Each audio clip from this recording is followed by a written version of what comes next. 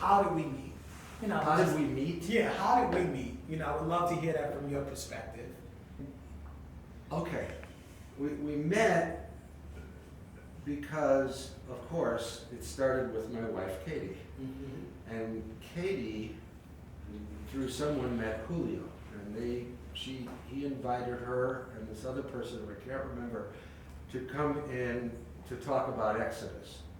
And this was at the same time that she was going through the process of working to have the man who murdered her father get released from prison. Okay. And so she went in there to meet him, and then she found out about what Exodus was all about, and she said, oh, so you work on getting people jobs and stuff like that. My husband, he'd be really good at coming in here and finding out what this is all about and what he could maybe do. She'd love to volunteer me for all kinds of things. And she did, and next thing you knew, I went down and I met with Julio, and we talked a bit, and then he introduced me to several other people, Rudy and others, and they said, well, you need to come during the early part of the week and see this program that we have, the Wilderness Project or Wilderness Program, and see what they're doing, and if maybe there's something you could possibly do. That was 2018, right? Or was that before? Yeah, 'Cause I know when I came, I wanted to. When did you come? So I came 2018. Okay, it had to have been 2018. So that's when, okay, because I didn't know if you had proceeded. No, because you were the first person that I saw.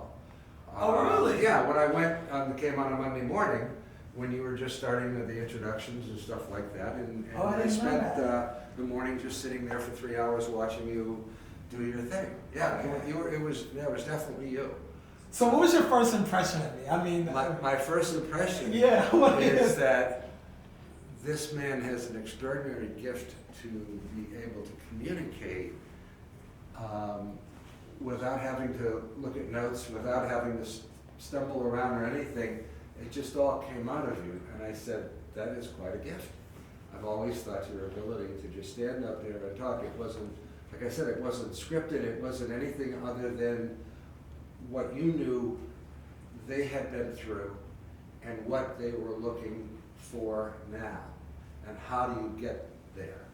And so I just listened to what you were doing and then came back again, and we got talking. And I think what I remember you were saying was, well, what do you think you could do? And I said, well, one thing I was always pretty good at was interviewing. Okay. And both interviewing for jobs that I was looking for, and I also did a lot of interviewing of people who were looking to work in the organizations that I was in. For some reason, I just could do that.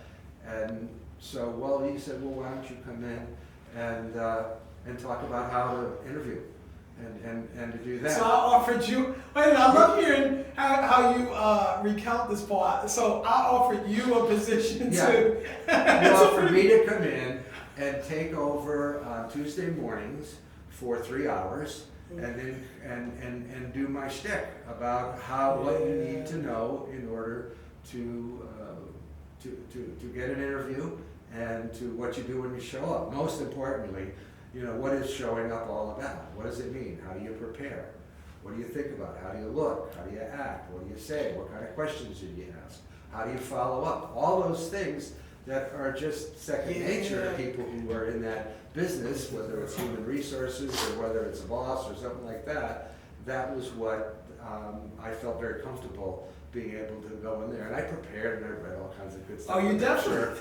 All that kind of thing. Because, I'm watching you, and your stuff is just rolling off your tongue, and it just was extraordinarily impressive. And so I just said I really would like to be a part of that whole process. And you kind of turned over that to me.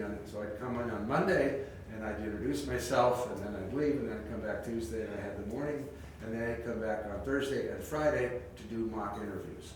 With them individually, one-on-ones. And you had, because so people know, I mean, it's not as if just you're volunteering and you don't have any experience in this. You're a retired business executive. I was retired for 30 years in the business world, and a bunch of hiring, years firing, after the whole thing. Yeah, the whole bit. So here I come along saying, Oh, okay. If you want to help here, I'll give you a warning to help. Well, let me tell you how I appreciate you. So, How do you remember it? you know, it's funny, I don't remember it that way. What I do remember is being introduced to you, not through Julio, but I think through Rudy. Probably Rudy. Yeah, because he was initially the Was the person I one, connected. you know, because Julio is the visionary. He's the one that's kind of. He's raising money. And he gave me really the latitude to bring in who I wanted to help with the program. Right. And I remember, if I could say this, and I remember thinking, okay, here we are in a re-entry organization,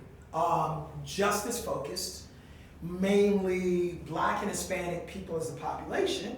And so of course I meet you, and of course, and I'm wondering what's your angle.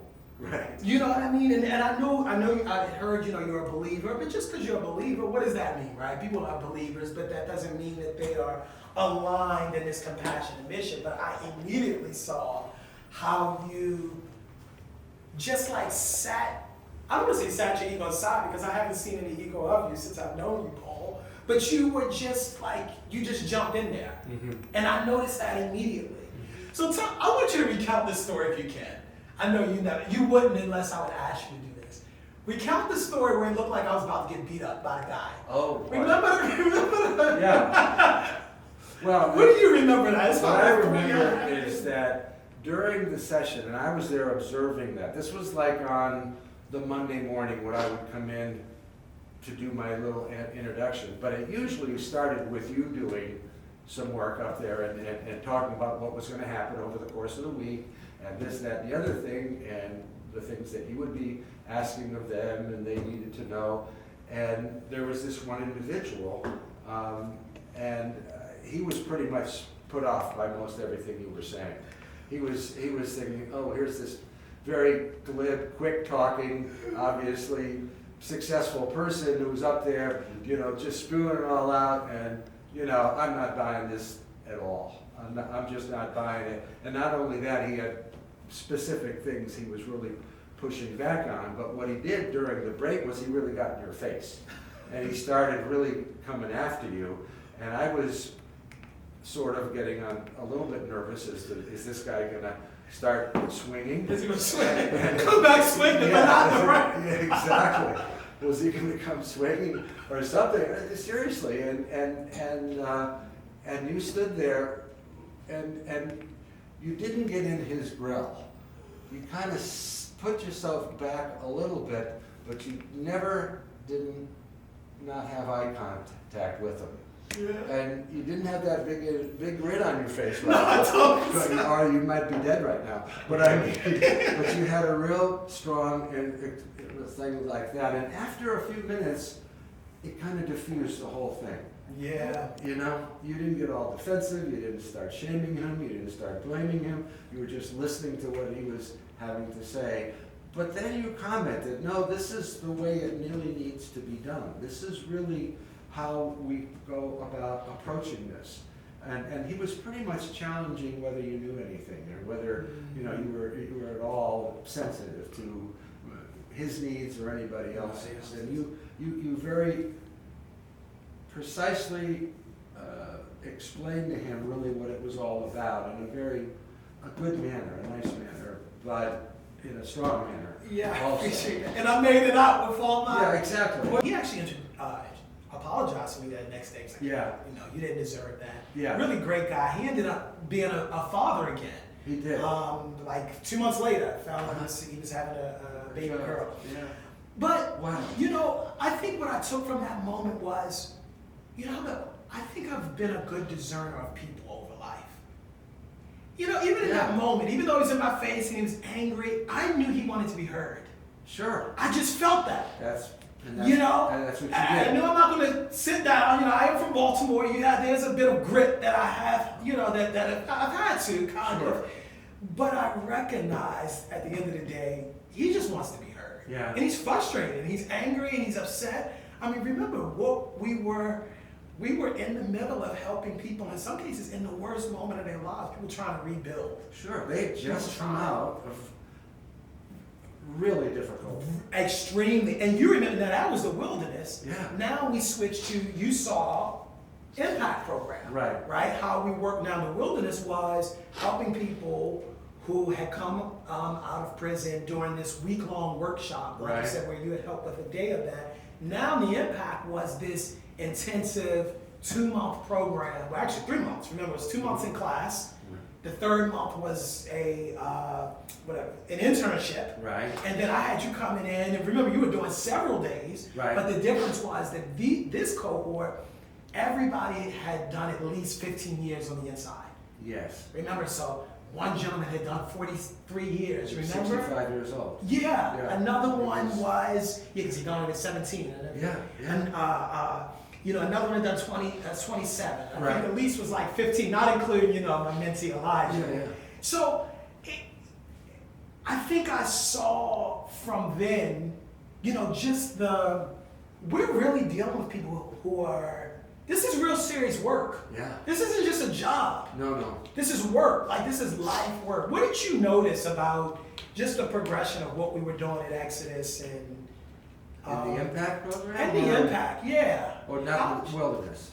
Kind of going from the wilderness to them, because I wanted to make the point of how it escalated. Well, what's interesting about the wilderness program was that what I learned was that in going through that and explaining the process of interviewing, just my own topics there, of the whole bit of going into a situation, what I learned is that because most of the folks that we were dealing with really, if they'd ever had a job, it certainly didn't come around going through an HR department or something like that in most cases. But there was a tremendous amount of fear and trepidation. They were afraid that it wasn't going to work. What do I got to do in order to make it work? Because I've never done this before. I've never had a real job before. I've been inside since I was 14 years old. And, and came out and went back in and, all that kind of stuff. But it was never accompanied by the kind of success that I'm talking about if they did the work to prepare themselves and deliver themselves in a way that would make them attractive to be hired by an organization, no matter what kind, big, small, whatever, And I hear you saying them believing that in themselves. Oh, absolutely. Yeah, it had to get the self-confidence. Yeah. And yet that was a tough nut. It really was, and that was kind of came out when we did the mock interviews, because they showed up that they were petrified in the morning when they knew they had to go one-on-one with a pretty friendly kind of face. I wasn't being a hard butt type of guy with these, because I was doing it in a way that, sometimes I would challenge them, but I wasn't there to be mean necessarily, Could I say this so, Paul, though? I think it's an important point. I think we have to recognize that though you are a friendly face, we have to know what we represent. So for many people, you are the judge, you're the officer, you're the teacher that told them you'll never be nothing, and you're just like your daggone father. I always approached that from what I used to do to prepare and what I thought was successful, and the energy that you bring and what you say. You try to move the fear to something of a more positive, confident, and that is hard because there hasn't been a lot of confidence along the way in many of their lives. And to try to get them revved up to the point where they feel that they can go in there and behave the proper way from the standpoint of whether it's just simple fidgeting or making silly little comments and stuff like that. That's not really, that was the kind of thing we would work on. That was the kind of thing that we would work on. It takes time, it takes experience, it takes, like I said, it takes a great deal of self-assuredness and confidence in order to get that. But you have to keep going at it because that's what you need to do if you're and keep pushing at it over and over. Push at it over and over again. And let me ask you this, Paul, because, and if I could just say this as a side point, of all of those, both of the cohorts of impacts, I think would have been a total of, I think each cohort was about 8 people. So 16. Yeah. To this day, we're talking 3 years later, everybody's is 100% employment or enrolled in some type of college or university. Yeah. At 100%. Yeah. So that shows. So if I could say this to you too, and this is why I want to give you your flowers, because obviously I saw you in the wilderness and I saw the great work you did. And then, you know, then with Impacts, and as Julio gave me that Yes. promotion or advancement, Yeah. and then I was able to, you know, have a bigger program and we worked together on that. And then I made the decision to transition out. And I kind of want to switch to this because Right. now this is when you really kind of stepped in as a, you know, not just a friend, but kind of giving me advice and wisdom and mentorship. You saw when I took the step, you saw when, you know, I was doing, I had gotten two promotions there. You know, I was, Julio made me director of kind of a part, but Impact was over now. The grant had come to an end. It was a question of where do I go now within the company. Yeah. And I just thought within myself that this was the moment for me to, because that's when I released Come Back Swinging and do some things personally. Right. And start BSG Global. Yes. And within 2 months, I was working in a warehouse lifting boxes because I didn't have anything. Right. So tell me, what did you see from where you were as I'm telling you my story? I mean, as you're watching my story and you saw that I left, you know, what was even your thinking? If I could say this, I remember you told me, you said you didn't start listening to your gut until your early 40s. Right. You told me that. That's right. And you said that's cool. That was the thing that at 40, yeah, it was like it right at 40 years old when I really decided that I got a lot better decisions made when I trusted my gut than rather trusted my brain. And it wasn't anything wrong with my brain, but it was the instincts that you have along with the intuition that really guides one, I think, much, much better. You know, and intellect is important too. But it was, that was it. It was just, and so what I was watching is you were looking and exploring and different ideas and thoughts as to where you were going to be. And I wasn't sure whether it was going to, you know, I didn't know whether you were going to wind up in the clergy. I didn't know whether you well, no, but I mean, you got... Did we talk, why'd you think that? Because there were so many opportunities that you had when you were going with the church and the ministers and the Soviet Union. You were involved in that. That is true. I was doing some things with you. You were doing a lot of things with that, and I just was wondering if it was a matter of time before you really decided, because you know you knew how to get up there and let it all out, and in a very inspirational and a motivational way. So that's really what I got from watching you, no matter, you know, along everything you were doing. It was just strong. It was your strength, and it was just going, and you were bound to be successful. And yes, you wanted to earn money. There's no question that you wanted to do that. I didn't want to be lifting boxes. No, you didn't want to be doing that. You know, because I think obviously I told you how, you know, I released this at the end of my time sort of at Exodus, and I thought it would just take off, or I would hope it would take off, and it didn't. And so here I was really between a rock and a hard place. Yeah. And I'm questioning, like, did I make the right move here? Yeah. I mean, that happens if you're at Hunts Point at 4 in the morning lifting boxes. Right. And you have a Harvard Law degree. Right. You start wondering, where did I go wrong again? I got off on the wrong end. Yeah, like what? But I'll tell you, this was the best move ever, because what it did was it opened me up to, you know, one, I ended up meeting Larry, who I've told you a lot about, and that opened me up to a whole world of business-to-business selling. Who, you know, he introduced me to a whole way of. So you talk about the clergy. I didn't know that I could use my gifts in the business world and absolutely business or anywhere else like that when it involves that type of communication, mentorship, leadership, all those types of things that you get through self-discovery. And I'm telling you, that was it. I was just always curious to find out where it was going to lead you, because I wasn't telling you anything you ought to, you know. Yeah. I wasn't telling that at all. You were just following your nose around and leading you where you needed to go at the time, and to get done what you needed. You were looking at teaching jobs and going to various colleges, and you were lecturing at Columbia, and you were, you know, maybe even at John Jay or something. You were all in a lot of different directions, which is perfect when you're starting with a clean slate. And clean slate from the standpoint of, I know what you mean. You had some time left, and you really had, like you said, you had to start with the boxes. You started with, going to the transitional community that you did, and which was as good for you as it was for the people that you were mentoring and teaching there. No, It really I was. appreciate that. No, it's true. And I appreciate you, Paul, because you just having the wisdom and insight. I mean, it's a couple times I've asked you about things and you're like, well, let me tell you about this story in the 80s, or let me tell you about this story in the, so I appreciate you, and I appreciate that you have, you're just been an inspirational person for me to go to and get advice from. Now, let me say this. I want to say this because you said this at lunch, and I want to capture this on camera. No, I want people to hear this. I think it's amazing. You were telling me about your newest challenge is the piano.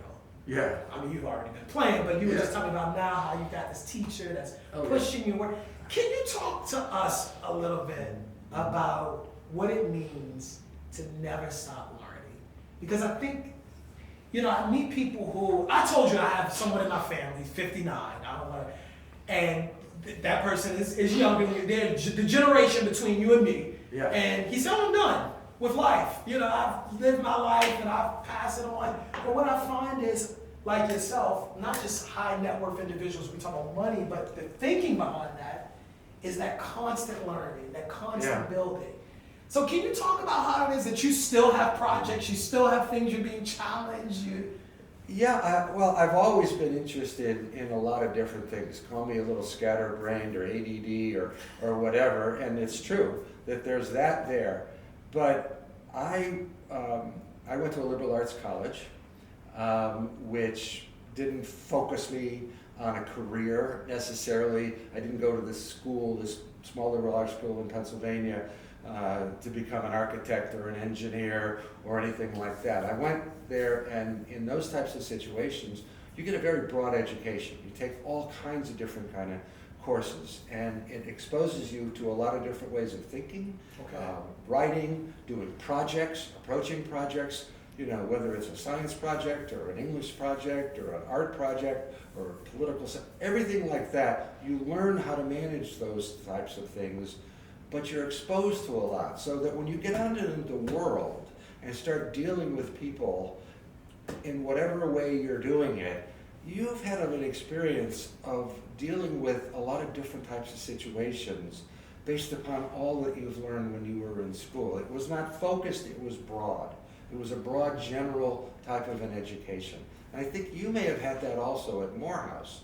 I don't think you were just pigeonholed into one area. Yeah. It was a broad thing, and lo and behold, that led you to go to law school. And that was tremendous that you were able to accomplish that. But I think that I've always been interested because I love different things. They catch my attention, and that has always been really important to me and is still to this day. And and I didn't tell you about the fact that about 2 months ago I decided I wanted to take some bass guitar lessons from a friend of mine in Austin.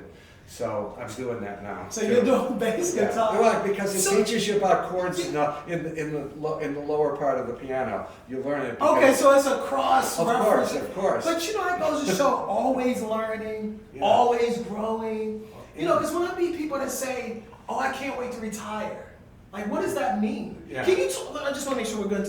Can you talk about that for a second? When you retired, because for you, Paul, now I didn't meet you before you were in retirement. Right. But you are the most busy retired person. You even told me at one point you're doing more now. At least a year ago, you said, like, right when the pandemic hit, you're like, I'm just doing too much. I'm doing too much. I mean, what does retirement look like to you, and what does that even mean?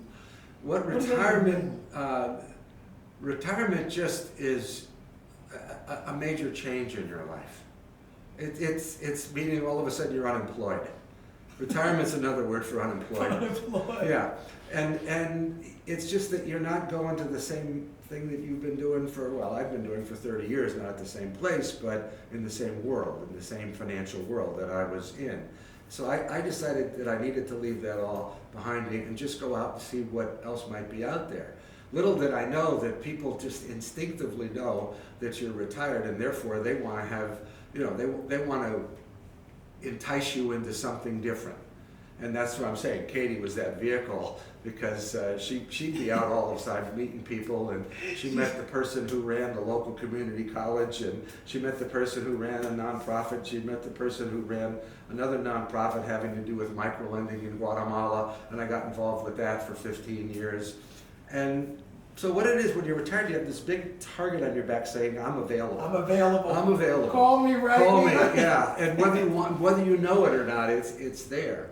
And people you're just open to it. But that's what I'm saying. When you're open to learning, you're open to not just learning, but you're open to doing. And so you kind of put them all together, and what you can do is manage a lot based upon what you've learned, and can you translate that into something else. So that was really very, very good, and I just wound up in the right place to be able to explore a lot of different things that I'm now trying to, narrow down a little bit so that I have a little bit more time. Because you are on it. I mean, you have, I think that's done it. You have, you know what I love about you, Paul, is that, well, and you do it with such great, I mean, you have all these things going. And I saw how, I remember even about a year ago how you say you wanted to start offloading some of the things. Because at one point you were doing some things with alma mater, I was devising a whole program in leadership for undergraduates. Got it. So we're still working on it. Tell me this, Paul, in all your years, and I know we're coming to the end, but I want to really, one day I want to do a series, really, where it's just like I interview people who I consider masters. You're like a master, you really are. But, this isn't now, but this would be my one question. This is how we start off. If it's one thing that you have learned throughout life, that if someone says, what is this all about, right now, this whole thing called life, yeah. There's one thing you had to pass on, what would that be? When I say pass on, I mean information to say. So I'm running up to you, I've never seen it before. What is this thing called life about? From what you've learned, how would you answer that? It's really, for me, about being open and kind to all kinds of people. It's really just wanting to really know about and really understand what other people, who they are and what they do. To me, I think, honestly, we are put on this earth to be kind to other people and to be good to other people. And I really have always kind of, and I think that was very much the way I was informed as an only child from my parents, as they were really, really good people. And they were good to everybody. And I saw my father, who was a business executive at a big corporation in Connecticut, wasn't the top people, but he was head of IT and all that kind of stuff. But I saw him, no matter who he was with, he had a very disturbed cousin who lived there. And my father would go see Cousin Steve every so often. He was slow. And I learned that he could just be with him as he would be with some of his golf buddies or, people in the company and at the church and stuff like that. He was really very much a man for all seasons. And that really kind of informed me that if you're good to people, that will be good for you. That will really help you as a person to do that. So that kind of impression that I always had, I think, led me to opportunities that have been important to me. Just work with and be with people and just help them in any way you can. And here we are. Here we are. Yeah. That's a good way to end this. And I will say that, Paul, is definitely what I've seen of you. And that's one of the reasons I respect and admire you. Because I think it's easy sometimes from the outside, and even sometimes people, and I really want to say this on camera because people kind of see my trajectory from the outside, and it's easy to look when you see one striving for outward success and to think that they think that that's a moniker of their identity. Mm-hmm. But the people that I respect most are those like you who have those worldly monikers of success, as it were, but really the key is that kindness, that character, and seeing how you're using that. Right. Because of course we can do more when we have more resources. We can bless more Of people. course. We can help more people. We've talked about No that. question. So I just think it's important that people see, because I think there's a side that people think that to be successful you have to be mean. If I'm about my business, I've got to belittle people. If I'm got to rise up in corporate America, or if I want or desire to have a lot of resources, then that must mean that I want to see other people go down. But I hear you saying Zero sum. that we can all win. Of course, that's what I believe. Yeah. And it comes through the self-discovery that transforms into leadership. And I've always had I've always been, I don't know whether it's good or bad, but involved in leadership positions. Just, I don't know why, it just kind of was there. Yeah, you just do it. But I will say, my closing thing would be that you're allowing me to work with people that I had no knowledge of, nor did I have the knowledge of really where they came from and who they were and the difficulties that they had in life, other than I knew that they were going some real struggles right now. Helped me more than you can even imagine, as far as, just, yes, I always want to be good to them and nice to them, but to really take on the problems that they have and try to figure out a way to move them forward at a time of real confusion, self-doubt, because that's where they all were at that point. Yes, they were free from incarceration, but that doesn't mean they were free to do anything they wanted to, and because they had to have a lot more with them, people with them, support for them that would get them to where they ultimately wanted to be. Yeah, and if I could say, I don't think we were free at all. We were released. We were talking about that. That's The right. difference between being released and then they'll walk to That's right. actual freedom. That's right. But yeah, I appreciate you, Paul, and I think, I saw it. I watched how, like you said, you benefited just as much, and I think that's Absolutely. powerful. I think that's powerful for you to admit that you benefited just as much, and that it was as much poured into you. And of course, we have to thank Julio, because Julio was the one that Right. put us in the room to be able to even be a blessing. Yeah. That was such an extraordinary moment. It was. It was, You and know, it's so- been probably the most meaningful or impactful thing that's happened to me in the last 4 years, is working there at Excerpts and meeting people and working with the staff and having them accept me. And it didn't happen overnight, as I've told you. Yeah. Bruce, Yeah. rest his soul. The whole thing, it took at least a year or more for him to even acknowledge that I was there. I mean, And you Joseph White, different guy. Yeah, he was all over the place, but I mean, it was such a wonderful learning experience for me, and I'm trying to figure out a way to get re-engaged there, because COVID just changed. Yeah, pretty changed much the it. landscape. We weren't here as much, and I really think I would like to get back there, and I'm not sure exactly what's going on there right now, but we'll see. We will do it. Well, I appreciate you, Paul. I appreciate you being in my life. Well, And we'll be doing likewise. this much more. I mean, look, one day this will be on the yacht.